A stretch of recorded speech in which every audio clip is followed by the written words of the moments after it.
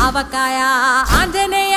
కథ మొదలెట్టినాడు చూడరయ్యా శక్తినంతా కూడగట్టి చెట్టు దులిపినాడు అంజయ్య ఎర్ర ఛాయ కోతి అవతార వెంటమాయ కత్తి సేత